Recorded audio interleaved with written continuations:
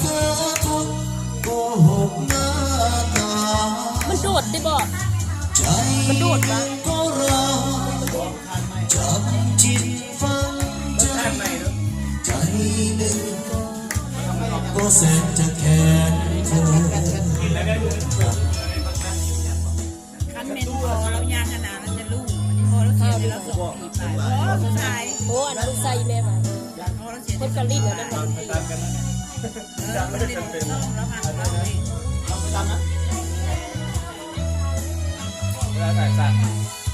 เป็นสองร้องเสียงแรงมาจอบเอาไปเห็นแล้วถ่ายวิดีโอลูกเดียวเลยแล้ว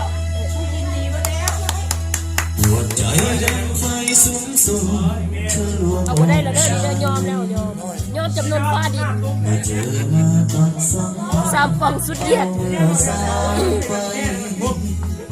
ใครไหนจะทันตั้งตัวยังหัวใจหลงให้หลงมองตาใจสุดแสนดำ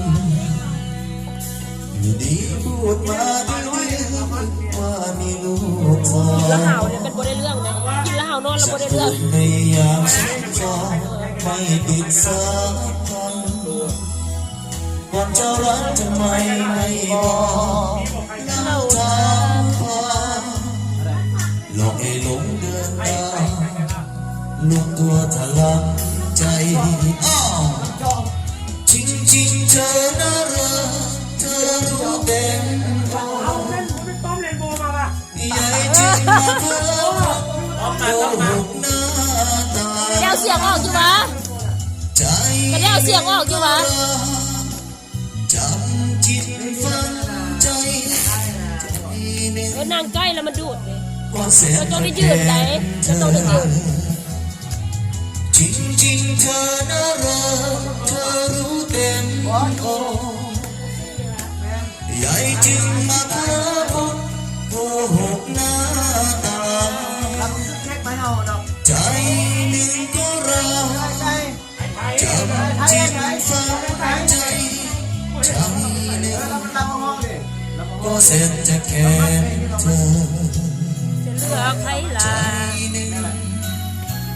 ก็เสร็จจะแค่เธอเอาอันที่สองเซียวแม่นอันเพิ่นนั่นห้องเพลงน้ำกันเนาะสิเลือกใครล่ะสิเลือกใครล่ะว่ามา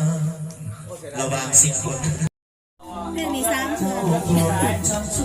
อันนี้ขอร้องแ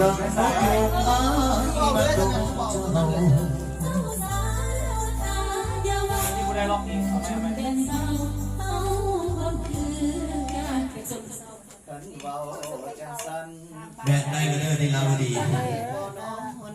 เลอวดีได้เป็นดีเลอวดีก็เลิกกันดีอาจจะซ่อมได้แต่บ่ได้ห้องแล้วเขาจะเลือกได้ประมาณเขาจะมียิงอะไรแล้วยิงซ้ายเนี่ยจะบ่ได้อุ่นเขาเกินแม่นจะ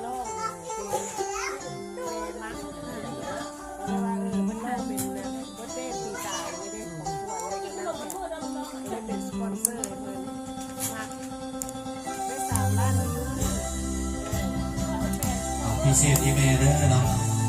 ลีลาบดีคนเป็นอีเมลผมเป็นลีลาบดีนะอีเมลไอ้ฮักเจ้าอีนี่ลีลาบดี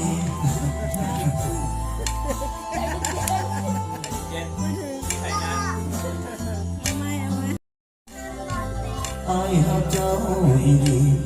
ลีลาบดีเอาไปหลงห้องเมื่อกี้เนี่ยลีลาบดีก็จะได้บอกเอาไปน้ำกินเลยแม่ของปู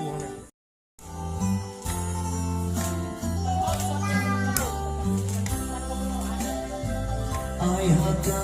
อีนี่ลีลาวดีน้องฮักเจ้าอย่างที่ยิงเทิมนี่ไปนี่ธรรมดาอยู่เลยนี่มันเงินนี่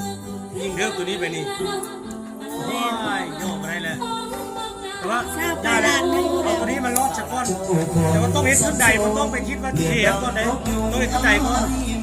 เอาไปเห็นแทนมันว่าจะเอาเต้าเงื่อนเนี่ย